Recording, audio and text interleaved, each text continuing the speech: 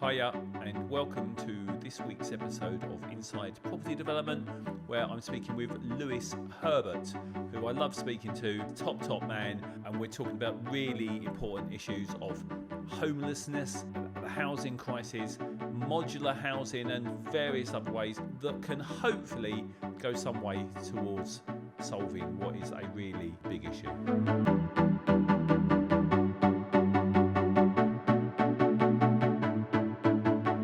Right, just a quick one. Whether you are a massively experienced and well-established property developer already, or maybe you're a new or aspiring one, either way, you will know that it is really not easy to find viable opportunities to come up with the best scheme, the best design that's going to maximise the land value and fully de-risk things for you, and then to go on to get the very best planning permissions as quickly as possible. However experienced you are, you will know that that is not an easy thing. I have put together a super detailed scorecard based on my 40 years experience in this industry, reverse engineering everything that I've learned, including lots and lots of mistakes over the years, and everything I've done to maintain, touch wood, 100% planning track record. I'm pretty sure there will be stuff that you don't know. Go and do that scorecard. Find out just how good or not your current process is, and I absolutely guarantee you will learn at least a little something, if not a ton. So it's bit.ly/MLA score, all in capitals. You can do the Millbank Land Academy scorecard. I absolutely guarantee you will find some interesting stuff, and it will help you get much better deals. Lewis, thanks for coming. Thank you. So, for the benefit of anyone listening or watching that might not know you, do you want to give us a quick little mini CV? Well, I'm 70. I have mainly worked in planning, and before that I loved recycling, going back into the late 1980s. So 20 years training planners, particularly council planners. Didn't know a thing about planning before I began. I learnt a lot. I also tutored an MSc course on affordable housing. I was a councillor for 25 years, leader of a council for 8. My best achievement as a councillor was achieved outside a pub at 10 o'clock on a Sunday evening when, after a bit of haggling, £70 million was committed by Treasury to fund a council housing programme in Cambridge City, and they're now on the 750th home. And they've got further Homes England money thanks to being a really great delivery team.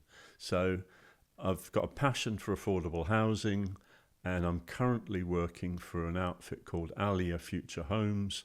And what we do is we help homeless charities deliver new projects, and partly on cost, partly on ease of delivery, partly because they don't have great in-house building expertise. We focus on what are called supported modular home communities, and we're particularly looking at single homeless people who may have led chaotic lives, transitional homes that we build in communities with the aim that, as has happened in Cambridge, where there are now 6 of these communities, 15 people have moved on in the last 4 years into their own flat. So it's giving people a compact home, somewhere to live, where they can then move on. I know about lots of stuff you've been involved in over the years. Some excellent housing has been created in and around Cambridge, and I know you've had a lot to do with some of that. Training the planning committees, helping planners really get it. Some of the planning committees I trained for the Planning Advisory Service, they were bizarre. Some of them, one council, every person on the council could turn up for the planning committee.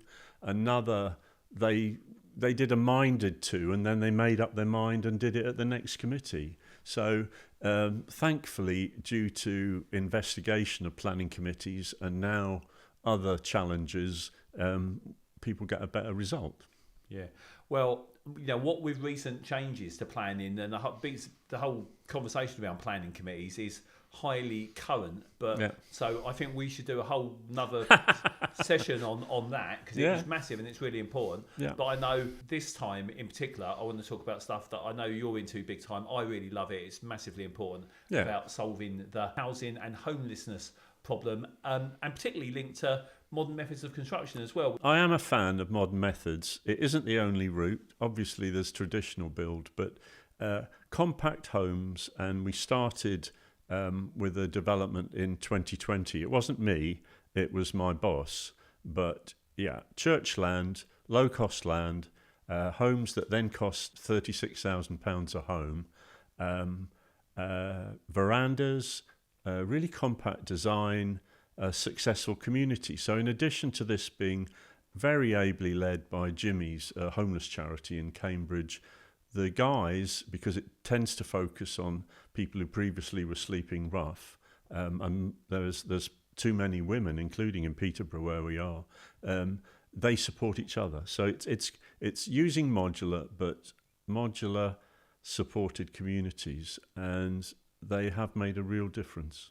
So I know, again, for people listening rather than watching, we are looking at some pictures of some of these things. So if you can go to Inside Property Development on YouTube, it would be handy because you can be seeing things rather than having to imagine them. I hope people do, because whilst this is only a snapshot, we've got 5 different companies around the country who are really pushing boundaries on modular housing, and people will be for or against modular or modern methods, but these are examples of shining success, and they are producing homes for people who are homeless, and they're using the best of design and the quality low energy product.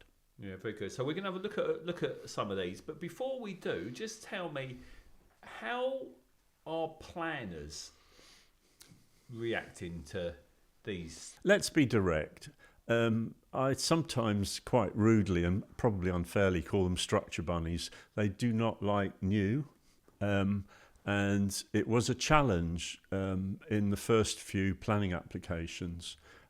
They rightly are trying to resist pushing the boundary on national space standards. So we're looking here, and we'll see a few examples, 25 square metres, 30 square metres, and these are not permanent homes. They're getting people off the street. They're young people at 16 to 25 who don't need massive space. And if people were in an HMO, they wouldn't have 25 square metres to themselves. So initially, some obstacles, but now there's something like 100 different planning applications. There have been 6, as I mentioned, in Cambridge. Bristol's been a huge source of innovation, different parts of the country. I think the route has been to show planners in a new area, like we're looking at Leeds. We're not the first to do modular. Clarion and some of the local people, Premier, have done some great schemes. So once you've got overcome sometimes some really unpleasant hostility to homeless people moving into people's area, planners and planning committees have been superb. They realise that what is coming on in the next few pictures is about tackling a massive single homelessness problem. 1625s, over 130,000 people 16 to 25 are either homeless or a major risk. Older people, a lot of people who are homeless, people see rough sleepers, 150,000 households in temporary accommodation.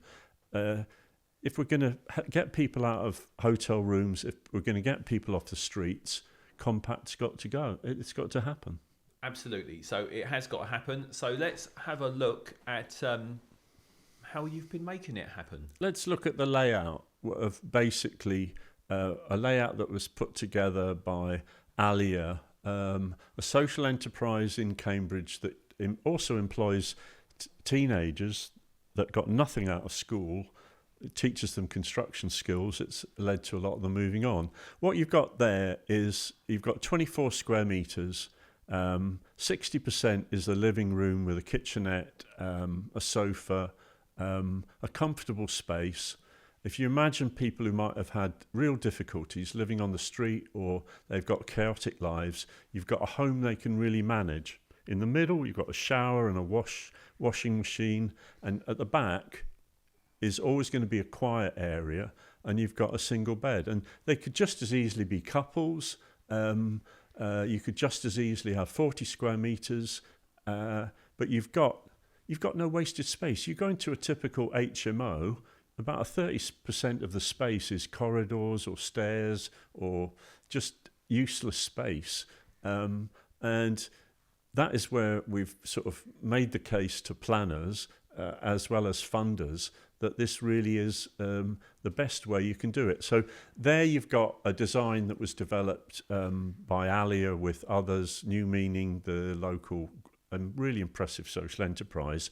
And then Hill lifted the idea and they came up with their variation, they improved it, and they've been producing large quantities of these in steel. These ones are largely timber. So just in case you're not watching, so this is a 26 square meter, one bed modular unit. So it's a rectangular box, well designed, all super efficient, and whilst it might be below the nationally described space standards, which as you mentioned earlier, some planners can get a bit out of shape about. I mean, it's good space, and this is for people that would otherwise be living in a doorway or a tent or a van, So, that I think I'm going to pop my clogs before we get over the housing emergency, and transitional housing is essential. So, you can't have 150,000 households in often substandard, often out of area, often for 6 months in a room or two. So I think the planning system needs to accept, and they need to accept it for younger people who might want a compact home, like pocket living, for instance. So I just think there's room in the market for smaller homes, and these are easy to manage. And just out of interest, because again, this is the other thing, that planners and councils are going to have to sort out because they're spending billions on people in temporary accommodation. 2.5 billion. Yeah, it's crazy. Ballpark, how much would one of those cost to build, do you think?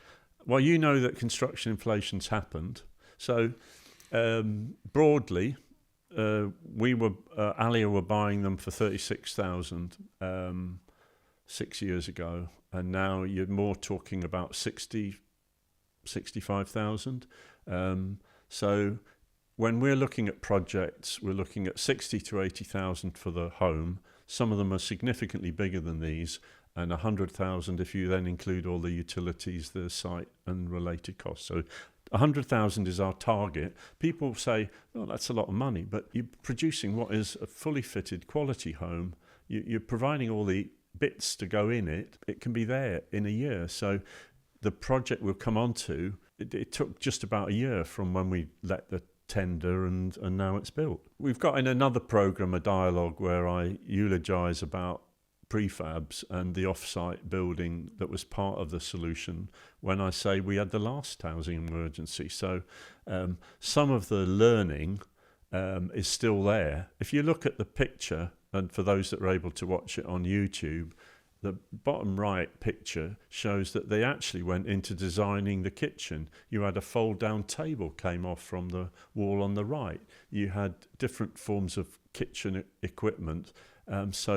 This was brand new for people. People who lived in slum conditions came into a nice house. So I think one of the ways prefabrication and modern methods has got a major play, and they're in the hotel sector, as you know, and into hospital rooms, is that you don't just look at the rectangle, you actually look right down to what's in it. And what this is about, so it really is, it paves people that aren't seeing this slide, is that, last time really there was a massive prefabricated housing need and boom was after the Second World War, where a lot of housing did get created really quickly, didn't it? Bevan didn't just run the health service, he led on housing.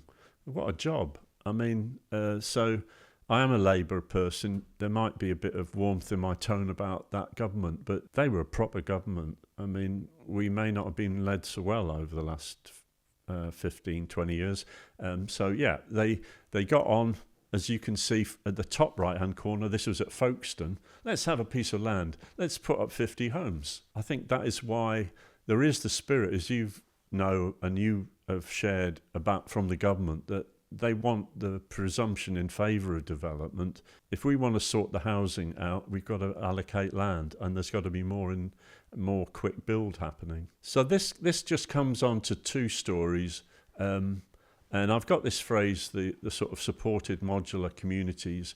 There's one on the left, which you'll see a different version of for those following on screen.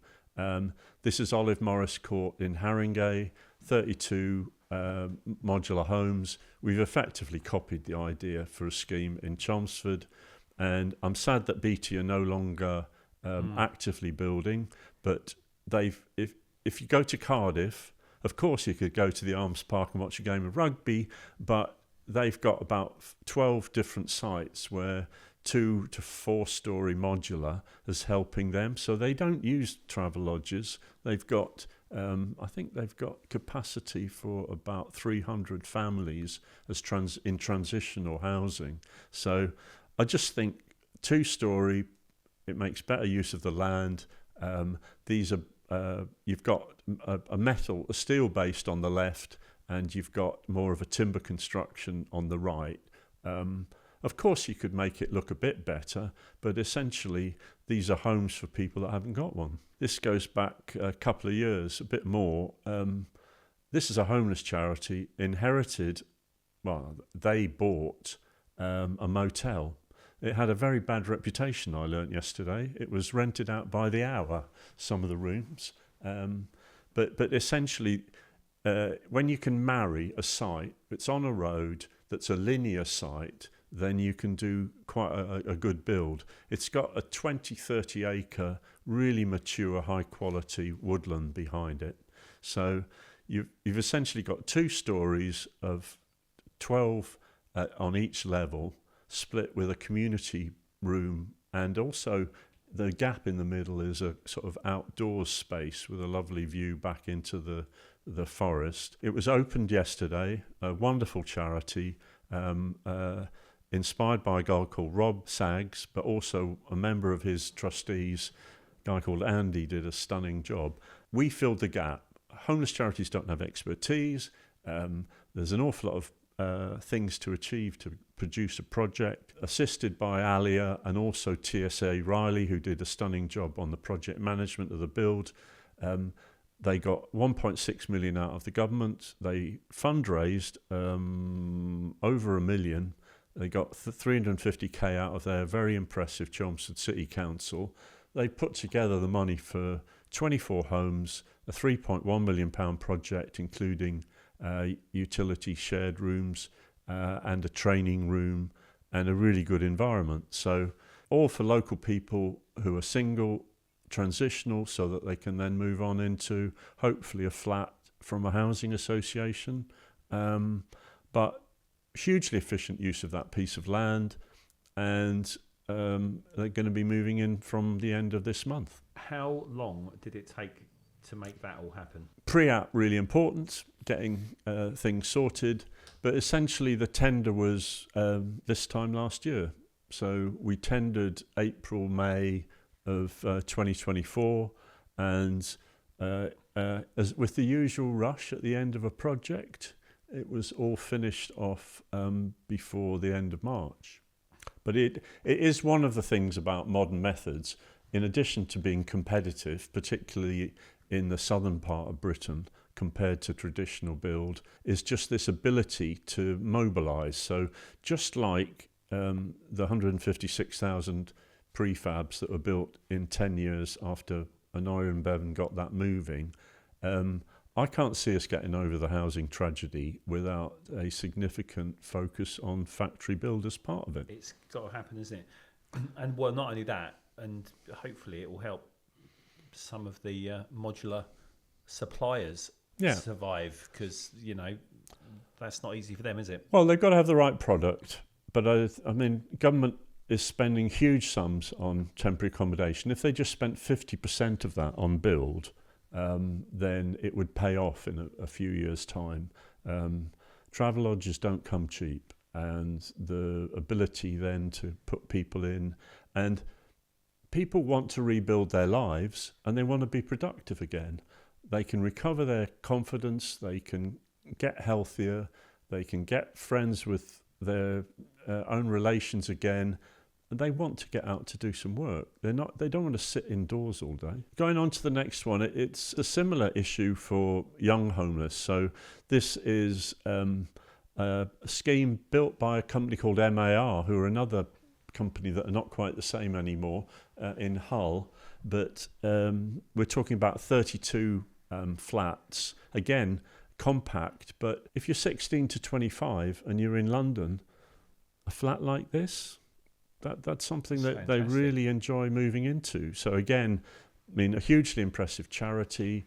They've got big plans in Manchester. They've got a land bank of sites, putting together projects, and Modular is producing a high intensity on what's a pretty small site in Peckham. So what stage is this one at? I think they're just about the same, Paul. So again, that's built, is it? Yeah, I think they're actually 22 square metres.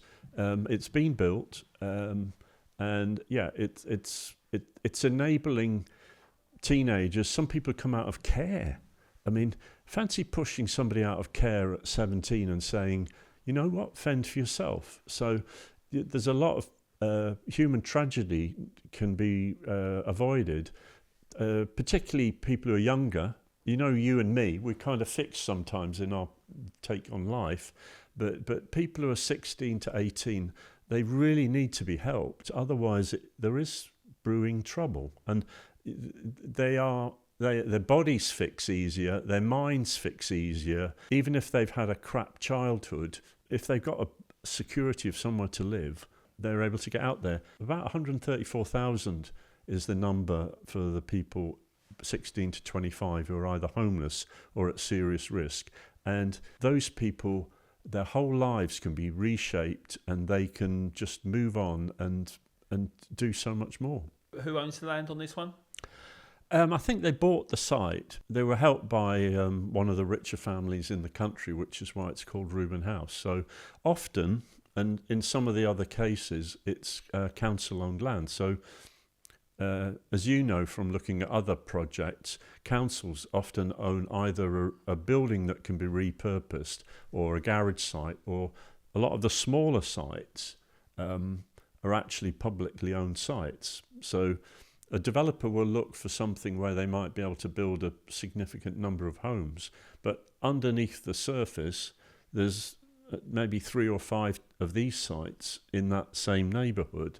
So we're doing a site search in Cambridge at the moment, which isn't an easy place to find spare sites, but assisted by Bidwell's and a charity called It Takes a City, we're looking just right across the city. We've already identified 2 that we can think have got good planning, good opportunities. We can build efficiently at low price.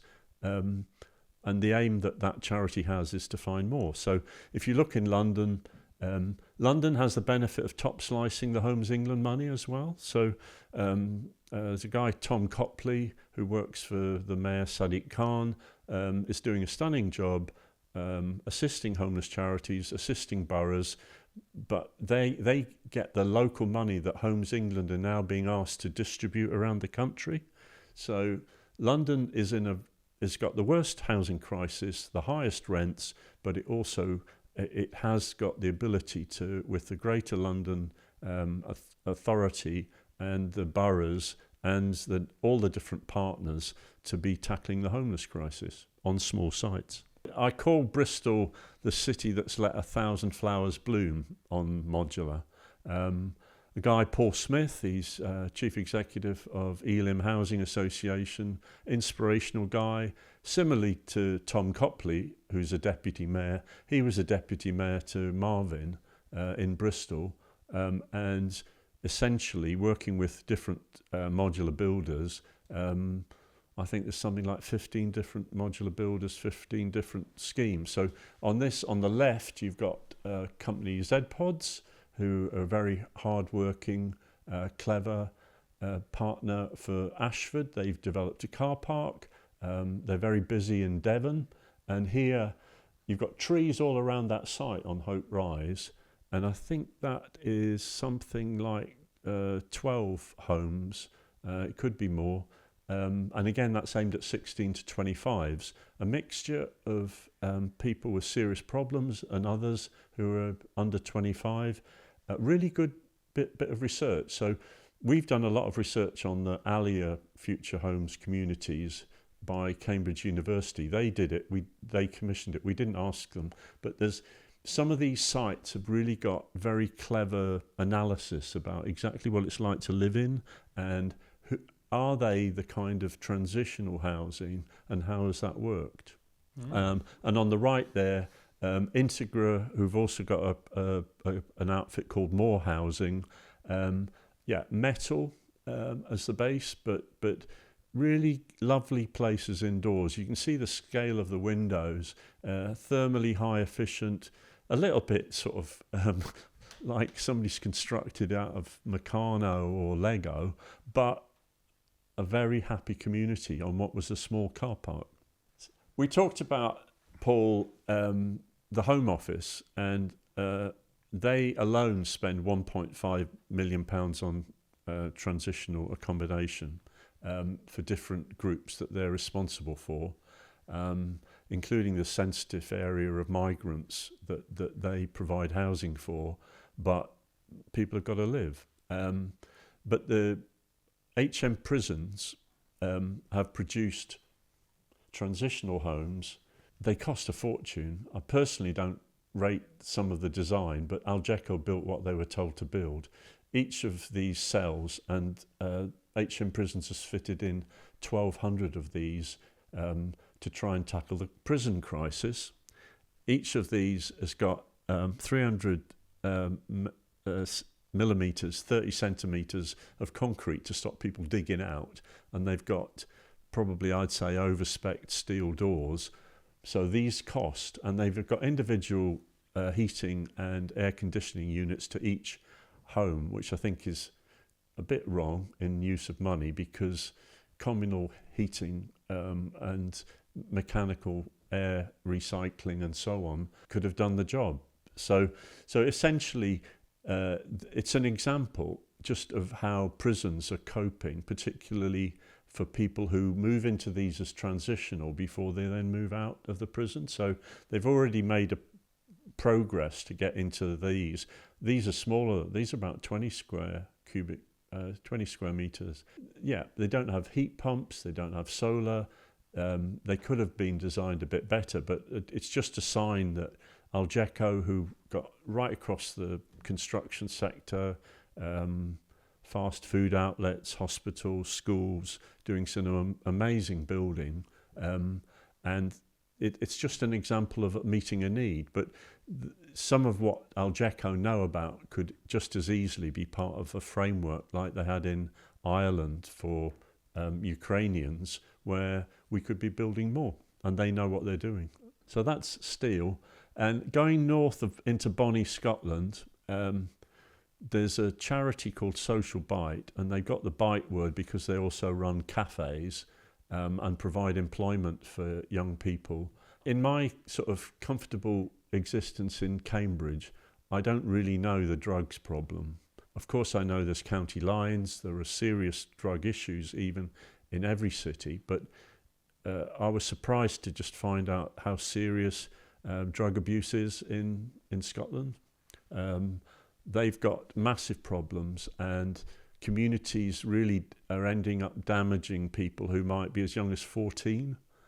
So this charity essentially has had a community in Edinburgh of 20 homes for 8 years. They were the inspiration for what Ali has done about using compact homes and about working with homeless charities.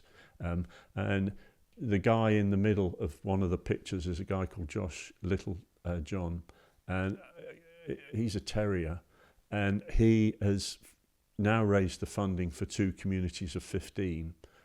So there are 20 in Edinburgh. They're redeveloping that community. They're building 15 in Rutherglen in Glasgow, 15 in Dundee. And these are 22 square metres. They're gems of buildings. You can see, if you look hard at the pictures, you can see that they're using goulam multi-layer timber. They're using timber in about 6 different ways. High quality North Scottish timber, built in Invergordon, north of Inverness, by one of the most inspirational modular builders in the UK. Who is that? Who's building those? Ecosystems. So they're part of a radical housing conference that's going on in this year, and they just build what I think is getting right to the top end. And these, I don't know what their current price is, but I'd asked and got a price of about 60 grand. If I just organised my life, I'd really want to live in one of these. I mean, you can see the bedroom. It's got these special shelves. There's a lovely shower, another room. You don't get the full picture of the kitchen, but you can kind of see the surface in the picture with the people in yellow vests. And this is just the best possible use of timber. It's not as flash on the outside, but that's not where people are enjoying the space. And they're designed to be set apart in quite a largish site. The sort of homes that people might, if they could live off-grid or have a holiday home somewhere in Scotland or Wales or the mountains of England, that they want to live. But these provide a safe place. These are particularly targeted at teenagers that have really got a serious problem with crack cocaine or heroin. And what that amazing charity does is it's actually helping people rebuild, and they can evidence that they've rescued lives. And going back to the earlier example, you've got Modular creating your own front door. God, I never thought I'd have a place with a smart glass front area. I never thought somebody would actually care about me. And why shouldn't people who are sort of still not even able to be adults, they're still forming their views, they're still trying to work out what they really want, have a fresh start. So I just think from the collection of examples, of course you're hearing me as eulogising, but I've got no skin in the game. I just think that you've got examples where Modular or modern methods, and the Bristol Housing Festival ran a really good exhibition in the Building Centre until February this year. And there's plenty of examples. London's got plenty because they've had that extra top slice of money. People who've been able to put projects together in Bristol, in Cardiff, show that this could help.